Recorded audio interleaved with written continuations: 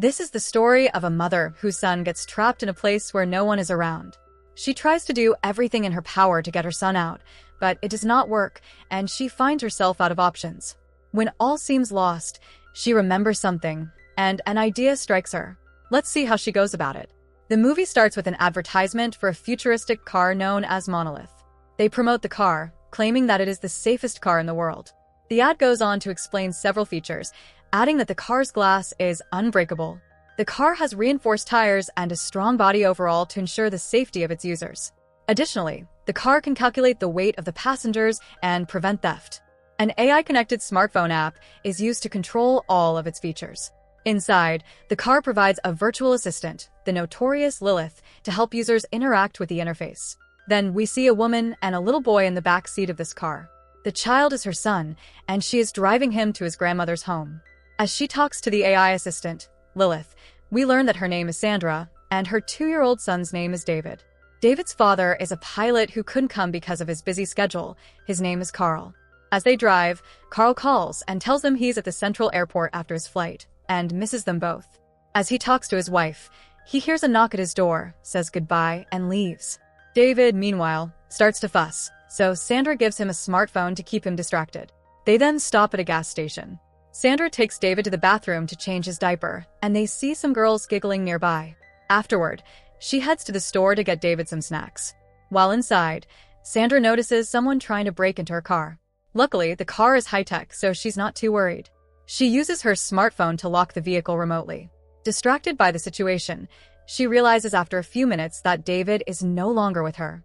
She looks around, but David is nowhere to be seen, so she runs outside, thinking the stranger near her car might have her son, but he doesn't. Finally, she spots the giggling girls from earlier, and they have David with them. Sandra goes to them, retrieves David, and immediately activates the car's vault feature.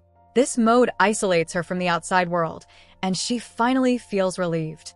As she drives, Sandra still has a long journey ahead. With time to spare, she calls her best friend, Jessica. Jessica mentions that she's at a hotel near the central airport. Wait, didn't Carl say the same thing? Jessica goes on to say that she's staying at the hotel with her husband, Carl.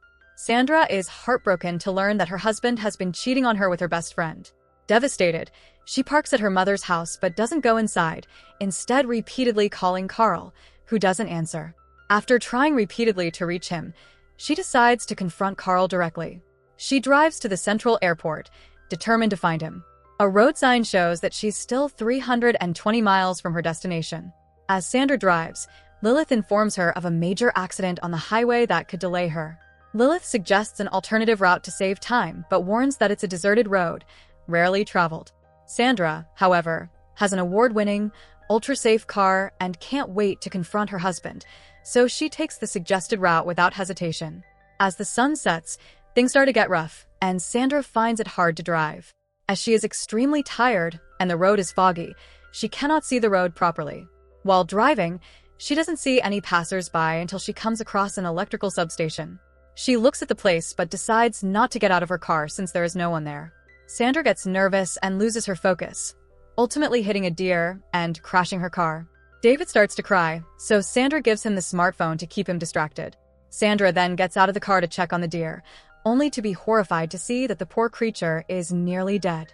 The deer is stuck beneath the front of the car, preventing Sandra from moving it. As she stands there, trying to assess the situation, she forgets that she left David in the car. To make matters worse, he has her smartphone with the AI app on it. David opens the app and starts pressing random buttons, eventually turning on the vault feature. When Sandra realizes this, she tries to open the door, but it's too late. The feature has been activated, and there is very little she can do from outside.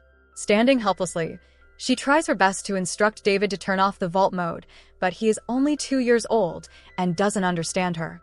He continues playing with the phone as his mother stands outside, feeling desperate. Frustrated, Sandra shouts at David, scaring him, and he drops the phone.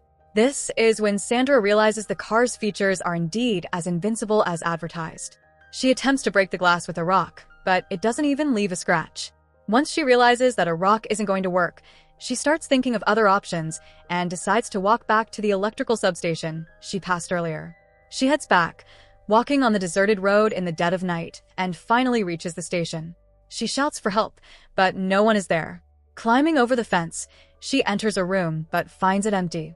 She sees some items that could potentially help her, grabbing a large wrench to break the glass and a flashlight. She even tries to use the telephone there, but it doesn't work. Just as she's about to leave, she notices a wild animal, a coyote, following her. She rushes back to her car, with the coyote in pursuit. The animal tries to attack her, but she climbs onto the car's roof. She tries to scare it away, but nothing works. Finally, she bangs on the car, triggering its alarm, which eventually drives the animal away. Sandra then looks inside the car and notices that David is struggling to breathe.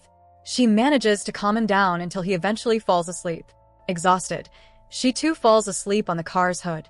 When she wakes up the next morning, the sun is already high. Sandra immediately checks on David and sees that he looks weak from dehydration and hunger. With no shade or help in sight, Sandra scans the area, finding no one around even in the daylight. The temperature is extremely hot, so she decides to search for help. She walks for miles until she comes across a river, drinks some water, and continues on. Eventually, she finds a deserted air base, where she spots a jet. Meanwhile, inside the car, the temperature has risen and the emergency fan has finally turned on. Sandra checks the base, but finds no one there. However, she does find some drinks, gasoline, a lighter, and a pair of airplane tires inside the jet. Sandra uses the tire and gasoline to light a fire, hoping to attract someone's attention for help. After gathering these supplies, she starts walking back to her car. Sandra fills a gallon with river water and hurries back to David. She checks on him and sees that he is flushed red from severe dehydration and the car's heat. She tries to wake him, but he doesn't respond. Desperate, she climbs onto the roof and pours the gallon of water over it to cool down the interior of the car. But it is in vain. Seeing that her son is about to die inside the car, she starts banging on the car again, but the windows don't flinch. Desperate, she lights a fire near the car, hoping the sensors will detect the smoke and open the windows. However, this backfires as the emergency cooling fan shuts off entirely to prevent the smoke from entering the car.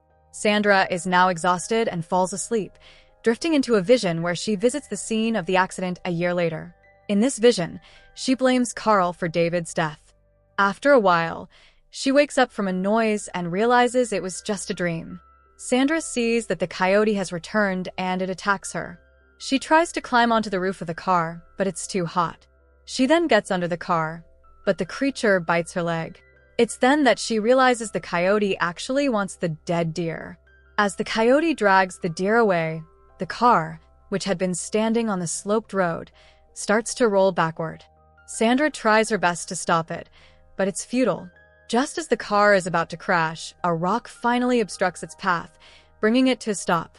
Sandra stands on the edge of a cliff, looking down, when a risky idea strikes her. She remembers a cartoon where characters, in order to get to a diamond, decide to break open a safe. This inspires her plan. She decides to push the car down the cliff, hoping the crash will trigger the car doors to open. She knows David is still in the car and could get hurt, but with no other choice, she takes the wrench and starts breaking the rock holding the car in place. Once the rock breaks, Sandra pushes the car down the cliff, hoping it will crash and unlock. As the car falls, the AI recognizes it's in free fall, triggering its safety features to stabilize the car. It shifts balance and adjusts for gravity to ensure it lands upright, which it does without harming the child. The car is designed to deactivate vault mode in case of an accident to allow rescuers access, so the doors open as soon as it lands. Sandra immediately climbs down the cliff and rushes to the car. She opens the door, pulls David out, and quickly takes him to a shady area, removing his clothes to cool him down. Seeing David's condition, Sandra decides to leave the area. She and David get back into the car, and as it restarts, she sets it to extreme off-road mode to climb back up the cliff. The car perseveres, and Sandra finally makes it back onto the road, heading directly to the hospital. In the next scene, we see Sandra and David arriving at the hospital. David lies on a hospital bed, connected to multiple tubes. Sandra cries, worried about her son's well-being. Amid her tears, David opens his eyes and calls her mommy for the first time. Hearing this, Sandra smiles, feeling overjoyed as her son recovers. The movie ends here. So that's it. Hope you enjoy the story. Subscribe and press the bell icon for more videos.